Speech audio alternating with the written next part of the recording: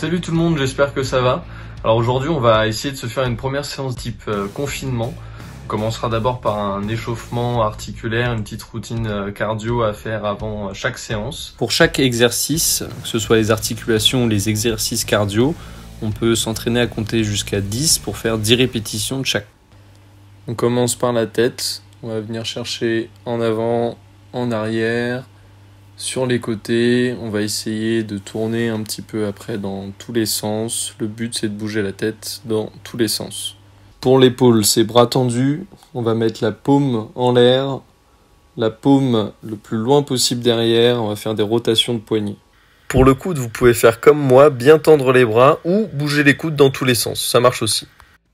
On passe au poignet, les avant-bras sont collés et on fait des rotations dans tous les sens.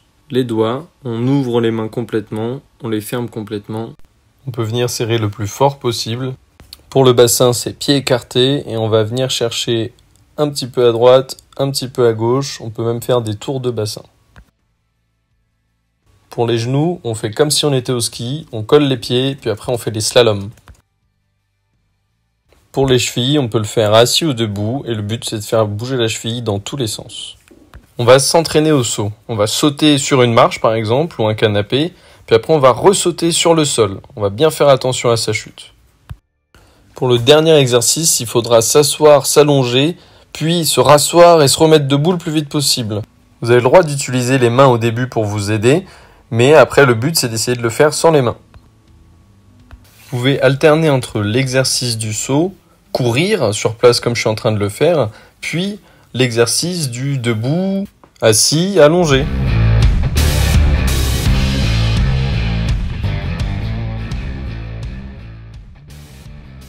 C'est une activité à faire en famille, bien évidemment. Du coup, les parents, on doit accompagner l'enfant de A à Z. On doit faire une parade, on doit essayer de l'aider à réussir les exercices et s'assurer de sa sécurité. On peut utiliser des crash pads, on peut faire tout ça sur des lits. Je vais vous donner différents exemples en voix off. Sachez que pour vous dépenser, vous pouvez faire aussi les exercices, bien évidemment. Et aujourd'hui, on découvre les rétablissements. C'est parti. Vous pouvez vous entraîner à rétablir sur à peu près tous les objets de la maison, à condition que vous êtes accompagné de vos parents pour vous parer et s'assurer que vous ne puissiez pas tomber. Le but, ça va être de s'entraîner à rétablir en partant debout, en partant assis, voire en partant allongé, sur à peu près, comme je vous le disais, toutes les surfaces, mais attention à vous et à votre sécurité, d'accord? C'est très important. Je vous montre ça à l'aide de mon canapé pour ma part. Chez vous, ce sera à vos parents de décider sur quoi le faire et où est-ce que vous pourrez le faire. À vous de vous entraîner maintenant. Le but du jeu, du coup, ce sera de se créer un parcours du combattant. On peut faire une petite histoire autour de tout ça en prévoyant plusieurs agrès, plusieurs obstacles à franchir sur lesquels il faudra rétablir. Ça peut être un canapé comme vous avez pu le voir, ça peut être un lit un peu surélevé, une table basse, une plus grande table, une chaise. Attention, c'est à vous de gérer la sécurité. Donc c'est pour ça les enfants qu'il faut toujours être avec les parents pour faire tout ça. Et laissez-vous guider par votre imagination pour créer un parcours super qui pourra durer entre 10 à 20 minutes.